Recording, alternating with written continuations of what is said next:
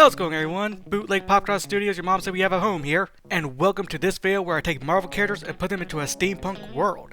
And if you enjoyed what you see here, make sure to like, comment, and subscribe. It really helps out with the ever mysterious algorithm. And it lets me know you want videos similar to this one. So anyway, I think this intro is long enough. On to the video. Peter Parker was young when he lost his parents. He heard all throughout his life that they died in a Zeppelin accident, but he always had a hard time believing this. He was adopted by his aunt and uncle, and even though they didn't have a lot of money, they made up for it in their love and support for Peter. But they had been hiding a secret from him up until he started to attend high school. Peter was now old enough to learn about the Great Web. When people die, they are reborn as spiders in this ever-expanding web, and it is their job to catch wayward souls for God to feast upon. Both Aunt May and Uncle Ben extended their hands to Peter, telling him to join them and their fellow members in a church of spiders. Peter did not know how to react to this, but he didn't have much of a choice. May and Ben took Peter to the church and asked him to put on a red and blue robe as the ceremony was about to begin. He sees his fellow classmates there: Gwen Stacy, Eugene Thompson, Miles Morales, Cindy Moon, and Edward Brock, all on the stage looking as confused as him.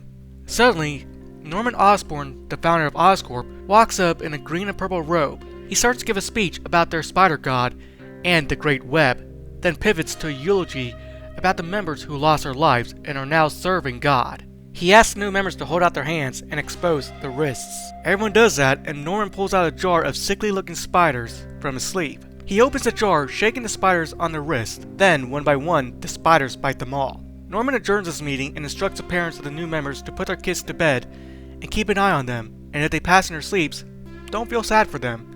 It was just their time to go and serve God on the Great Web.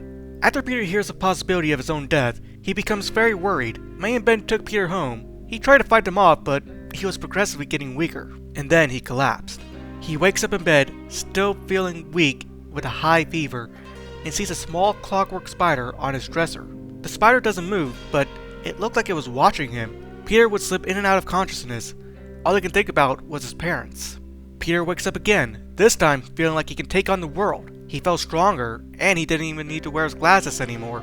He runs down the stairs full of energy, even doing a small wall run as he makes it to the living room to greet his aunt and uncle. May and Ben were so ecstatic that Peter survived, and they all hug each other. Peter was confused though when they said that he survived. Then he remembers.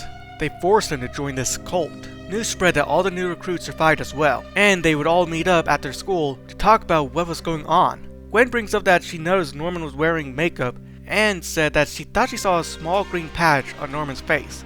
Miles asked everyone if they believed in the Great Web, and everyone answered no, and their parents forced them to join as well. Peter asks why they can't just leave, then Eugene replies sarcastically with, "There's only one way out, death." After saying that, everyone tells Eugene to shut up, but Peter thinks he has a point. Peter would eventually start seeing his friends less and less, and then stop seeing them entirely. He would spend most of his time cooped up in his room, reading and studying. The clockwork spider was still in his room. He figures it was some kind of religious totem that all members have, but he hates the fact that it feels like it's watching him, so he turns it around. But as he did this, it turns itself back around, staring at him. He then moves into his closet and goes back to his book. He hears scurrying and looks back to his dresser just to see the spider watching him again. He grabs it and throws it out the window, watching it break when it hits the ground. And he goes back to his book again. He wakes up the next morning to see another clockwork spider on his dresser. After that, he decides to spend more time at the library, away from that spider. He starts to read a book about radiation written by Dr. Brutus Banner, and it describes the side effects of a person undergoing radiation poisoning. This perfectly matches what him and his friends went through. The spiders that bit them were irradiated, but why? He met up with the science teacher, Dr. Kurt Connors, at the school and to discuss more about radiation. This wasn't really his field of study though. He was more of a DNA specialist, but he had heard about scientists at Oscorp splicing animal DNA with radiation to create cures for diseases. That explanation convinced Peter that Norman was using members of the cult as human test subjects. But his thought was interrupted by Dr. Connors telling Peter that he was late for church. Peter had a strange tingle feeling in his head and was confused. How did he know about the church? Connors replied to Peter saying Norman is an old friend of his, and because of him, he got his arm back and is forever in his debt. Kurt brought Peter to the church where Norman was waiting for him. He brought Peter up on stage, and Norman announced that Peter, who has a gift for science and knowledge, is now able to ascend the ranks. Norman revealed that he was keeping an eye on everyone to see if they were ready to level up, but he can only pick one member to truly ascend to become the host for their god. And as he says this, his son Harrison Osborn wheels out a big container holding an amorphous black mass with tendrils that resemble spider legs. This gooby blob looks angry or maybe scared. Every time Norman gets close to it, it starts swimming around like it was trying to break the glass, and would even grow black spikes and hide in a corner. But when Peter is near it, it almost looks like it can sense Peter's resentment to this church, and it calms down. Peter places his hand on the glass, and the blob mimics this behavior by placing a tendril on the inside of the glass and shaping it into a small hand. Norman tells his son to open the container, and the blob lunges towards Peter, and it covers him head to toe in this black featureless suit as it sinks into his flesh, making him look normal again. Everyone cheers, except Edward Brock, who sulks out of the church. Peter will hear a deep voice in his mind. In this deep growl, the voice says, "Everyone is not safe." And that tingling feeling comes back when Peter stares at Norman. The Parkers went home, but Peter splits up from his aunt and uncle, saying that he's going to hang out with his friends. He runs to an alley and checks if the coast is clear, and starts talking to this god. It explains that it is no god, but a being from space, who was inside of a meteorite that crash landed in Central Park. It was found by Norman Osborn, who was walking with a limp and a cane. He ordered his men to contain this creature, and back at the lab, they experimented on it. They found out that this thing needed to bond to a host through symbiosis in order for it to stay alive, but it refused to bond to Norman because they were not compatible. This symbiote senses that Peter was not like any other human. He had a trace amount of Spire DNA and asked Peter if he tested out his new abilities. Peter tells the symbiote no, but he does feel stronger now, and he has a tingling sensation whenever he's in danger. The symbiote then tells Peter to climb this wall. Peter was hesitant at first, but he placed a hand on the wall, and then his other hand, and then he started to climb up it like a spider. As he makes it to the top, the symbiote tells Peter to run off the building. Peter refuses, but then his legs start moving on their own, and as they jump off, the symbiote shoots a black thread from the top of Peter's hand, and they swing across the New York skyline. The symbiote tells Peter to hold his breath, asks to not breathe in the smoke and steam coming from the pipes and chimneys. They stop at the top of the Empire State Building so Peter can catch his breath. This was actually a lot of fun for him. Swinging in the air like that was the first time that him and his symbiote ever felt free. He jumps off and starts swinging more and sees a man trying to mug someone. The symbiote covers Peter's body in a black suit with wide eyes to protect him, and they jump down in front of the mugger, terrifying him. The mugger runs off and Peter fires a black web at the guy, tying him up. The person thanks him and asks for his name. He takes a minute to think of a fake name and says, "I'm your friendly neighborhood Spider-Man," and swings off at night. This would be a nightly thing for him and the symbiote to do. They'll go on patrol and fight muggers and robbers. And before Peter knew it, he started to become famous. He would let this fame go to his head and would even be more aggressive towards the criminals he encountered, beating them within an inch of their lives. But he would never try to kill anyone, thinking that people, no matter what they've done, deserve a second chance in life. Peter hears sirens coming from the distance, and as he follows the noise, he finds the police surrounding his house. He asked the police officer what the problem was, and then he saw 2 body bags being loaded into an ambulance. The officer told him 2 people were murdered here, and immediately Peter knew he lost his aunt and uncle. He hears the cops saying they found the suspect heading to an abandoned church, and he runs off, allowing the symbiote to cover his body again. He finds the church and sees a silhouette in the window. He swings into the window, breaking the glass, and sees Edward Brock with blood splattered all over him. He tells Peter that it should have been him. He should have been chosen to be God's host. Peter says nothing, not even a quip. Instead, he starts throwing punches at Edward in blind rage. Edward taunts Peter, asking, "Why are you mad at me? You hated your aunt and uncle for forcing you to join. I did you a favor." This infuriated Peter more. He was forced to join, but everyone there was brainwashed by Norman, including Aunt May and Uncle Ben. They didn't deserve to die. Peter picked up Edward and held him out the window. He hears the symbiote telling him to let go, but Peter couldn't bring himself to do it. He starts feeling his fingers moving on their own. The symbiote was trying to control him, but he fights it and throws Edward back inside. Peter was wrestling with the symbiote and knocked into a bell, which caused the symbiote to writhe in pain. He keeps ringing the bell and forcefully removes the symbiote from himself, and he collapses in exhaustion. He wakes up to see both Edward and the symbiote gone. Some time passed, and Peter was living in a cheap apartment in the city.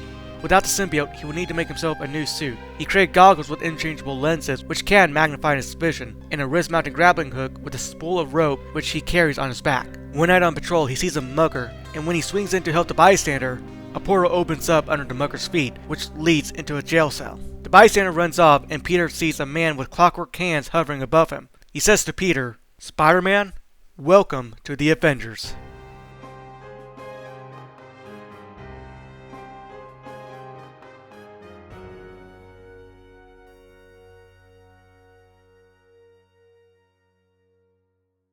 Henry Pym is a brilliant scientist. You might even call him a mad scientist. He created what he calls the Pym particles, a subatomic particle that has the ability to shrink and grow objects and organic matter. He is also one of S.H.I.E.L.D's top scientists. Henry was always so wrapped up in his work, so much so that this was one of the reasons why his wife, Janet Van Dyne, left him. Another reason is he is a very unstable person. Henry would create a jumpsuit with a gas mask hooked up to 2 oxygen tanks on the back. One tank has Pym particles that will make a person shrink, while the other tank has the particles that will make a person grow. He demonstrates the suit to Nicola Fury, showing that S.H.I.E.L.D. agents can shrink down to the size of an ant, giving them a greater advantage to stealth. Nicola Fury loves this idea and orders Henry to make more suits. Later that night, there was a break-in at Henry's mansion. Someone had stolen his first prototype suit. There's a string of robberies and nobody was sure who the suspect was. The main culprit was an ex-con named Scott Lang, but he has a strong alibi. He was working as an ice cream vendor when the robbery was taking place. At least, that's what he wants everyone to believe. He robbed Henry's house and had one of his friends cover for him at his shop. This isn't Scott's first rodeo. He did time because he's a well-known cat burglar, but he doesn't do this so he can be rich and famous. He does it because he's a single father caring for a daughter with little to no money to his name. On the night of the robbery, Scott breaks into the mansion and starts looting it. He sees a light coming from behind a bookshelf. He starts taking books out one by one until he hears a click and a secret door opens. He walks in and sees a strange jumpsuit with a gas mask that looks like it resembles an ant's head. He hears sirens and grabs the suit, but he has no room in his bag. So he puts it on, and as he buckled the harness, his hand slipped on a big red button in the center, and he shrinks down. He has no idea what just happened, but before he can figure out how to return to normal size, he runs out of the house. As he's running, he's trying to find a place to hide, and sees a big dirt mound and hides there. Suddenly, an ant that looks like the size of a horse steps out in front of Scott, terrifying him. The ant would smell Scott using its antennas, and it would walk away and join a long line of ants passing by. Scott will leave the anthill and run far away from the mansion as possible, where he would fiddle around with the harness, trying to figure out how to grow back to his normal height. He found a button and pressed it again, hoping he wouldn't shrink more, and he returned back to normal. He would hide the suit at his friend's house, knowing the cops wouldn't search there. Scott was sure that selling the suit would be a good idea, so he kept it and figured he could use the suit to rob more mansions. He was testing up what all the suit can do, and learned that the gas is what makes him shrink, but he only had a limited supply of it and has no idea how to make more. He also sees some discs in the pouch. One has a red light and the other has a blue light. You place the one with the red light on a box and press the button and watch as the box shrink. He then switched to the disc with the blue light and the box grew. He also noticed antennas on the mask and puts it on and he hears nothing. He saw an ant crawling up on his countertop and was looking up back at him. He leaned closer to the ant and told it to leave, and the ant listened to him and walked away. So now Scott knows how the suit works, so he comes up with plans to rob more houses. As news spread of this mysterious cat burglar, Scott knew it was time to put his suit back in hiding for a bit. That was until he heard a buzzing sound and felt something sting the back of his neck. His vision went hazy, then he passed out. He would wake up in an interrogation room in S.H.I.E.L.D. headquarters. There he sees a man in a black trench coat and an eye patch, with what looks like a wasp flying right next to him. He introduced himself as Nicola Fury, and the wasp grew. It was a woman wearing one of the shrink suits, except she had wings on hers, which Scott felt jealous about, and now he wanted wings on his. She introduced herself as Janet Van Dyne and asked Scott why he stole her ex-husband's suit. Scott was refusing to talk. Instead, he asked for his lawyer, which Nicola replied back saying he stole government property, which is grounds for treason, but he's willing to let it slide if Scott can help Janet find Henry Pym. S.H.I.E.L.D. was suspicious of Henry of being a Hydra spy. They think this because Janet was following Henry in her own shrink suit when the robbery was taking place. Henry went to a Hydra meeting where he would step on stage and show off his new yellow and black shrink suit. Scott has a choice to make, either go to prison for treason or track down the man whom he stole from. The choice is obvious, but if he's joining them, then he wanted wings as well. Janet gave Scott a small robotic ant that Henry made. It has wings and a handle so Scott can ride on it, and off they went. They found Henry's car, but no sign of Henry anywhere. They see a note inside, and it says, "I want what you stole from me. If I don't get it back, I'll take what is yours in return." The note was written on the back of a picture of Scott and his daughter Cassie, with X's over her eyes. Now Scott is furious and flies back to his house with Janet following. They arrive and see nothing out of the ordinary. Scott sees Cassie and gives her a big hug, asking if she's okay. She answered, of course, in confusion. Suddenly, Scott hears a buzzing sound and he was hit by a shrink disc. As he shrinks, he sees a man in a jumpsuit similar to his, but his was yellow and black with discs on the shoulders. He reveals himself as Henry Pym and follows that reveal with an "Hail Hydra" as he fires a small bolt of lightning towards Scott. Janet takes Cassie to safety as she sees two tiny people fighting. Henry was firing small bolts of electricity while Scott was running to find something he can use as a weapon. He sees a pencil which, to him, looks like the size of a tree. Henry was flying towards Scott, and Scott picked up the pencil by the eraser and swung it, knocking Henry aside. He had run out of the house while Henry was following him, and Scott sees an anthill. He would lead Henry to the hill and yell charge. Suddenly, the whole colony of ants started crawling out and charged Henry. Henry was firing bolts of electricity hitting some of the ants, but he was being overwhelmed. As the ants were biting his suit, they must have bit through an emergency valve, preventing Henry from breathing in too many pin particles, and he began to shrink more and more. As Scott was watching this, he saw Henry shrink to the point where he would just disappear. He figured this was the end, so he enlarged himself back to normal. He found Janet and Cassie, and they both were fine. Janet told Scott that he was pretty good in that suit, and asked if he needed a steady paycheck, he can go work for a group of other like-minded individuals. Scott asked, like S.H.I.E.L.D.? Janet replied with, no, the Avengers.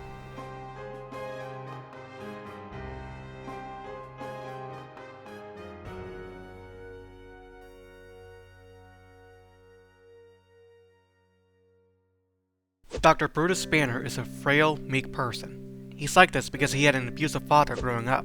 The abuse was so bad that he developed dissociative identity disorder and created an alter named Joe Fixit, a tough, no-nonsense personality that Brutus wishes he could be. Over time, it seemed like this personality would quietly disappear in the farthest recess of his mind. That was until the accident. Brutus works as a scientist at S.H.I.E.L.D., creating weapons, and the one that made him the most famous, for all the wrong reasons, was a gamma-radiated bomb. Radiation was a hot craze at this time, but more research needed to be done to find out about its lasting impacts on the human body. While testing the bomb, he sees a teenager in the blast site. He tried yelling at the teen to run away, but he couldn't hear him. The countdown was ticking, and Brutus ran into the field. With seconds on the clock, Brutus tackles the teen in a ditch, protecting him from the blast. But Brutus was unfortunately irradiated by the gamma explosion. Brutus would wake up at the S.H.I.E.L.D. medbay. Surprisingly, he didn't have it scratched on him. No burns, no scar tissues. He was totally fine. That was until night struck. When his body was hit by the moonlight, Brutus would transform into this hulking gray creature filled with so much unbridled rage. He would break out of S.H.I.E.L.D. headquarters and wreak havoc in the city. Then he would wake up back in his childhood home. The home was a wreck, and all the pictures of Brutus' father were torn to shreds. As Brutus walked out, he was greeted by the sight of the U.S. Army surrounding his house. He was arrested and locked up in an underground facility surrounded by thick walls of concrete. He would be interrogated by General Thaddeus Ross, his soon-to-be father-in-law. He would ask Brutus what happened, but Brutus didn't have an answer. He just blacked out and woke up in his old home. Ross didn't like his answer, and things were getting heated very quickly. Thaddeus Ross never liked Banner, but now he downright hated him, calling him a monster, and swears if he goes anywhere near his daughter again, he will not hesitate to kill him. Brutus' eyes were glowing green, and Thaddeus smiled, saying, "There's the monster." He would put on a gas mask, and the room would fill with knockout gas. Brutus would wake up in a daze, and realize there was no way out. At first, he thought that this was for the best, but the raging Hulk inside him would disagree. He would start to transform, but instead of turning gray like before, he would turn green, and starts punching the walls. The gas will fill the room again. At first, it looks like Brutus was about to fall asleep, but this will infuriate the Hulk more, making him withstand the effects of the gas. He would break free and run far away. He would find a cave and rest there for the night, eventually turning back into Brutus Banner. Seems like the army hasn't found him yet, so he would sneak back into the city with guards surrounding his house.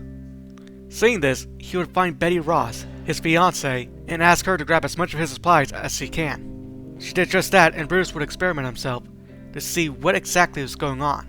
After his latest transformation, it looks like he no longer transforms at night. But now the transformation is triggered by an increase in adrenaline caused by intense emotions, mostly anger. If this is the case, and the military is after him, Brutus nor Betty is safe here. So Brutus decided the best thing to do was sneak out of America and learn how to control his emotions. He would travel the globe, never staying in the same place for too long, and learn how to meditate. He learned a breathing technique that will help him calm down if he ever feels the slightest rise in adrenaline. He would take odd jobs wherever he goes to make some money to live off of, and while working at the loading docks, he sees the US ships in the distance. In a panic, he would run and hide in a factory, and the US military would surround it. Brutus was panicking. He tried the breathing technique and it would work for a minute, but his heart was still racing, and then he felt his mind going blank. Suddenly, the Hulk would charge the hallways, pushing and throwing soldiers away from him. They started to open fire, but the bullets were bouncing off him, making him angrier. Suddenly, Thaddeus showed up and would walk closer to the rampaging Hulk. But he wasn't there to instigate any more violence. Instead, he was trying to calm Brutus down. Of course, the Hulk wasn't buying it, but then Thaddeus mentioned that Betty is in danger. Hydra kidnapped her along with the rest of S.H.I.E.L.D. scientists. This enrages the Hulk more, but instead of getting stronger, he would turn back into Brutus, knowing that Brutus was smarter than him and could figure out a way to save Betty. They went back to America, and Brutus designed a device he can wear on his wrist, along with several vials of gamma-radiated liquids he can use to inject himself with to forcefully transform into the Hulk.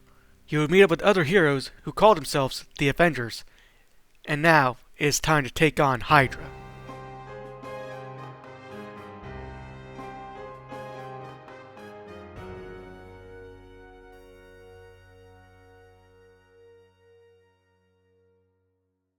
Dr. Stephen Strange was a world-renowned surgeon, and because of this, he developed a bit of an ego. He was rich and famous, but there was a Zeppelin accident that would change his life forever. The Zeppelin he was in got struck down by a strange man, clad in green robes, flying on a glider, laughing maniacally. He would wake up in a hospital covered in bandages, but when he looked down, he was mortified.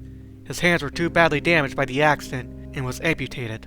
Without his hands, he could no longer operate, and therefore he could never go back to his life as a surgeon. He was depressed, but eventually he heard word of a temple in Nepal called Kamrataj that could heal anything.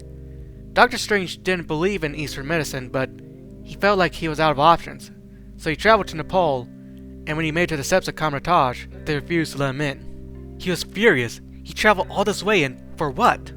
He refused to leave, even sleeping on the steps. Then suddenly, an old bald lady walks out, asking if he was worthy to learn their ways. Strange said of course he is, he healed people. Then the old lady interrupted him, saying he profited off of healing others. His motivations, although good, were corrupted by greed. Stephen looked down for a second, then the old lady opened the door, inviting him inside. She introduces herself as the Ancient One, and Stephen asks where all the equipment is. The Ancient One looks confused and asks, what equipment? Stephen replies back saying, this is a hospital, right? She shook her head and said, no, this is a school for magic. Stephen rolled his eyes. He came all this way for healing, and now he's going to be lectured with a bunch of mumbo-jumbo. He was going to walk out, but the Ancient One plunged her fist into Stephen's chest, releasing his spirit. He asked if she killed him. She replied with, no, this is an astral projection. Not bad for a bunch of mumbo-jumbo, huh? And with a flick of her finger, she flung Stephen into the mirror dimension. As he's falling, he sees the world warping around him, and sees reflections of himself. Some looking quite odd though.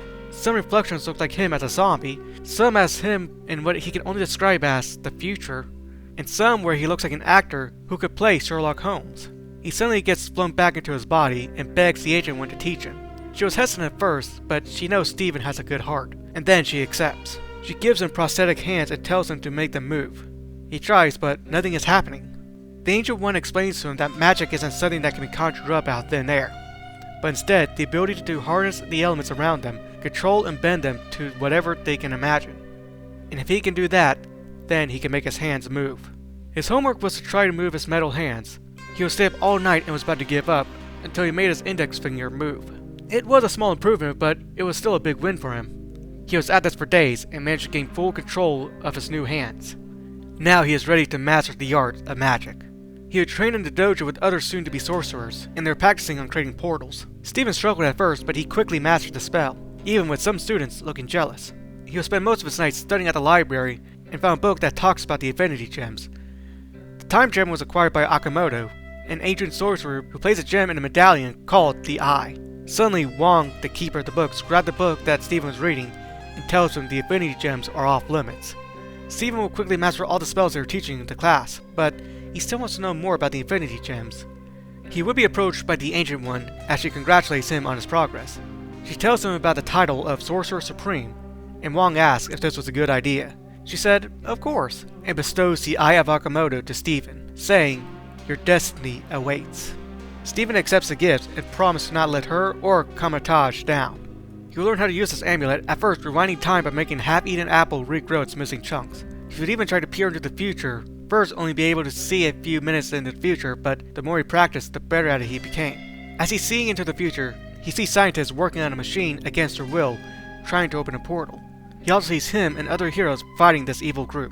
He knows what he has to do now. He thanks the Ancient One and travels back to America to set the events in motion. He first traveled to a mansion in the middle of the night and teleported a prototype shrink suit created by Henry Pym behind a secret door and waited for Scott Lang to arrive. He then leaves an anonymous tip to Thaddeus Ross about the Hulk's location, and lastly, he stops a mugging taking place and talks to a man with a clockwork grappling hook strapped to his wrist, welcoming him to the Avengers.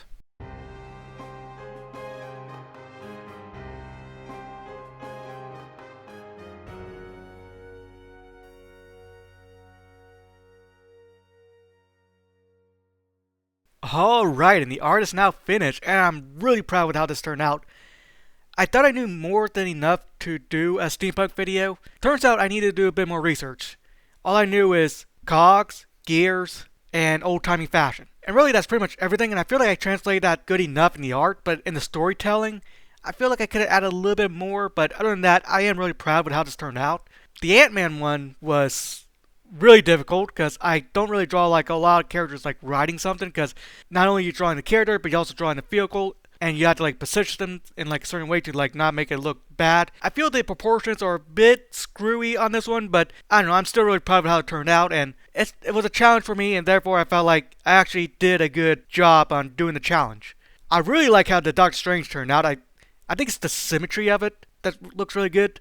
The Spider-Man one was the first one I did, and I just whipped that pose out. Spider-Man poses are very hard because they're trying to do like a spider-like pose on a human character. So they're like just bending and contorting in ways that people don't normally bend and contort unless you're like very flexible, I guess. So yeah, trying to do that is difficult, and he's not contorting too much, but I don't know, I always struggle with Spider-Man poses. I love Spider-Man, but the poses can be very difficult. So I felt like I challenged myself a lot in this, and I'm very proud with how this turned out. And let me know which one's your favorite too in the comments down below. And if you have any suggestions, let me know. I've been getting some suggestions lately, and I can't promise I'll get to them, especially right away, but I have been saving them into a text document, so there is a possibility that I will get to your suggestion. If it's a pop culture thing that I'm not too familiar with, chances are I might be pushed back to a far, far distant future video, so I can actually have time to do research, watch or read the media that I need to watch or read,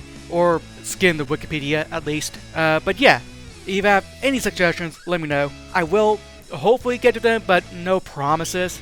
Or I might just tweak them enough to where I can do them. So yeah, if you enjoyed this video, make sure to like, comment, and subscribe, and share this content to your friends if you think that they might enjoy it as well. Anyway, that's it. See ya.